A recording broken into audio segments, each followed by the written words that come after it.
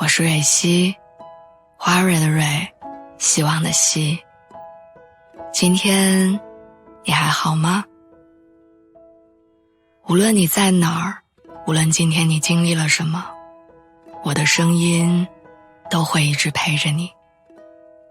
听完今天的故事，祝你晚安，做个好梦。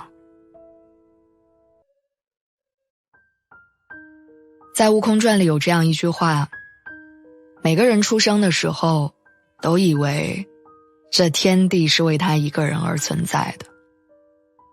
当他发现自己错了的时候，他便开始长大。小时候他的梦想是当奥特曼，当孙悟空，成为盖世英雄。上学以后他的梦想是成为科学家、宇航员，成为一个令人敬佩的存在。毕业之后，他的梦想是做一份自己热爱的工作，和自己喜欢的女孩在一起生活。再后来，他的梦想是买车、买房，像每一个普通人那样平凡但体面地生活着。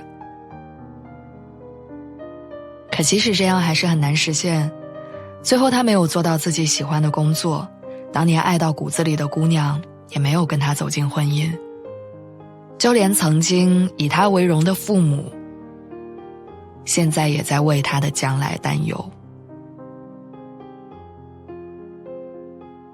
很多人的生活在无声无息中失去方向，于是我们学会向现实低头，向生活妥协。他去做了一份不喜欢但薪资尚可的工作维持生计，他开始接受身边人的相亲安排，准备找一个差不多的人结婚。他学会了圆滑世故，也学会了借酒消愁。他觉得自己的生活本不该如此，但现在好像也只能成为这个样子。日子一天一天地过着，梦想一天天地被磨灭着。直到有一天他攒够了首付的钱，内心才稍微踏实一些。家人为他松了一口气，朋友为他感到高兴。只有他在心里小声骂了一句生活。可能人生就是这样，我们从意气风发到俗不可耐，我们每个人都不例外。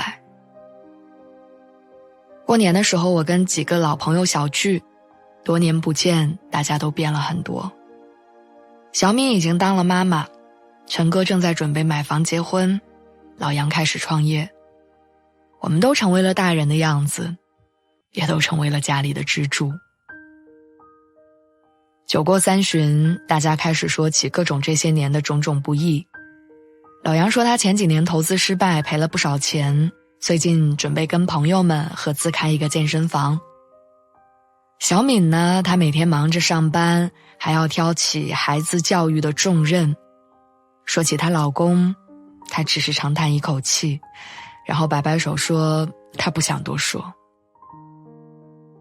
相比之下，陈哥是我们当中混得最好的，这些年跑销售挣了点小钱，现在感情稳定，准备结婚。可是当我们都以为他过得很顺利的时候，他却哽咽说，每天跑销售其实很累，把自己的脸放在别人的脚底下踩。可是你还是要捡起来，把它捏成笑脸，去求别人。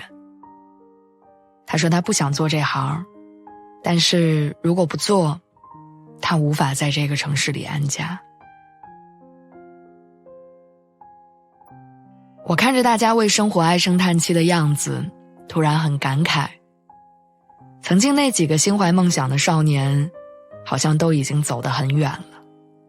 现在的我们变成了只会借酒消愁和怀念曾经的大叔大婶儿。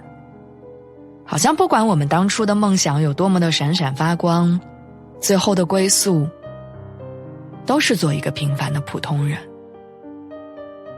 就像《平凡的世界》中写道，也许人生仅有那么一两个辉煌的瞬间，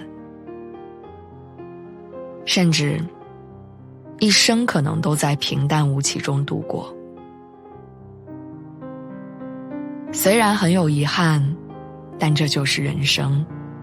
我想没有一个男孩子他小时候的梦想是我要买房子，也没有一个小女孩她小时候的梦想是要当一个声嘶力竭吼孩子还得上班的妈妈。你以为这样的人生很庸俗，但其实这样的人生也同样可贵，因为我们都还有机会体味这样的人生，而这样的人生它也永远充满着可能跟无限的希望。当初的年少轻狂很好，现在的老成持重也很好。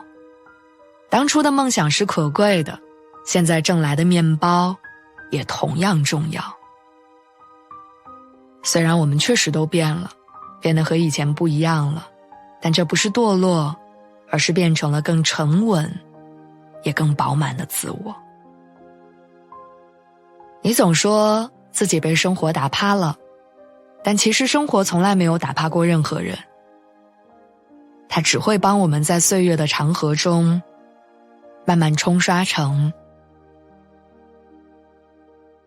你更期待的样子。